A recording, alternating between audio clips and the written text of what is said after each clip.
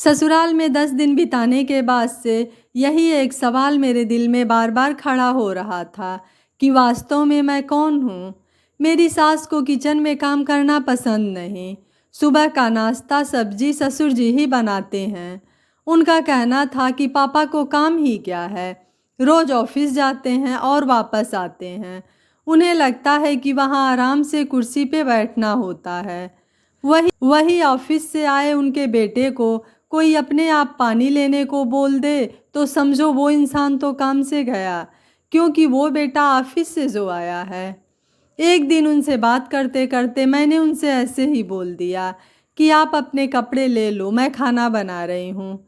मेरी सासू माँ ने तो घर सर पर उठा लिया, जबकि पापा तो अपने कपड़े खुद लेने से लेकर रात को बिस्तर तक खुद ही लगाते हैं।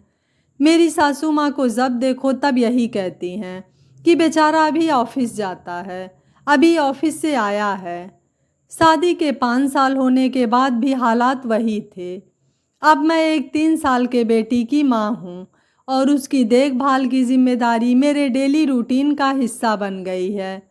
रोज़ सुबह सबसे पहले तैयार होना, सबका खाना बनाना, सफाई करना, कपड़े धोना, सब काम ख़त्म कर ऑफिस जाना और आकर सब काम फिर से करना, क्योंकि मेरी सास को काम वाली पसंद नहीं।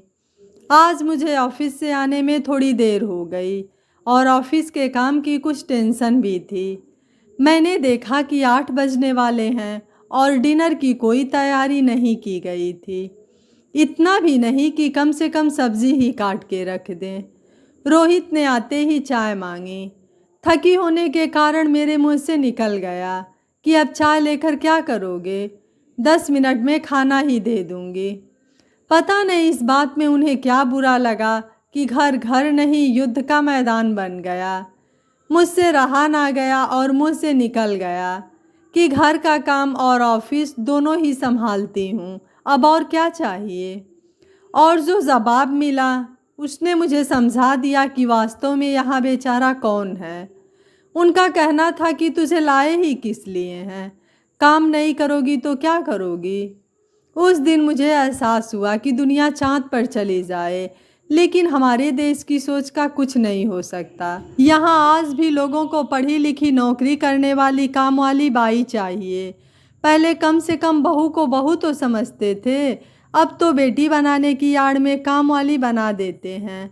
अचानक मुझे सगाई के बाद का वो दिन याद आया जब ये सब लोग वापस दिल्ली जा रहे थे और मैं सबको स्टेशन छोड़ने अपने भाई के साथ आई थी। मेरे पति के कोई भाई बहन नहीं हैं।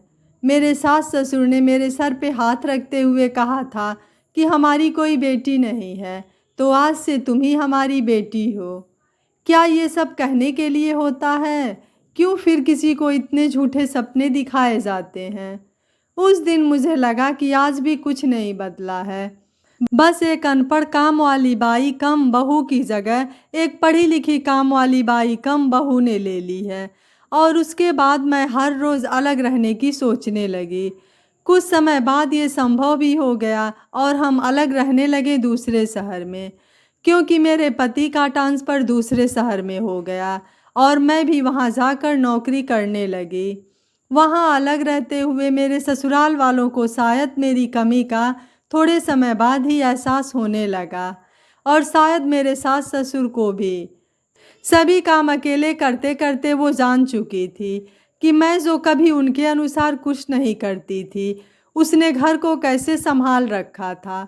अब उसी घर में मुझे हर 2 दिन की छुट्टी में आने को बोला जा रहा था, जहाँ से कभी हर छोटी सी बात पे मुझे अलग रहने को बोल दिया जाता था। अब कुछ हो तो नहीं सकता था, लेकिन शायद भविष्य में अगर हम साथ रहें तो इन दूरियों के कारण आए रिश्तों के प्यार को मैं भी महसूस कर पाऊँ। शायद बहू काम वाली से ज़्यादा एक बेटी बन पाऊँ। दोस्तों, इसलिए कहा जाता है कि किसी की कीमत हमें उसके ना रहने पर ही पता चलती है। बहू भी इंसान होती है, काम की मशीन नहीं होती है जो दिन भर चलती रहे और कभी थके नहीं। अगर बहू बाहर काम करती है तो सास को भी उसके काम में मदद करनी चाहिए। यह कहानी आपको कैसी लगी? इस कहानी के बारे में आपको क्या राय है? आप मुझे अपनी राय कमेंट बॉक्स में ज़रूर दीजिएगा। वीडियो पसंद आया है तो वीडियो को लाइक शेयर एंड चैनल को सब्सक्राइब कर लीजिएगा। Thank you for watching. मिलते हैं अगली कहानी में।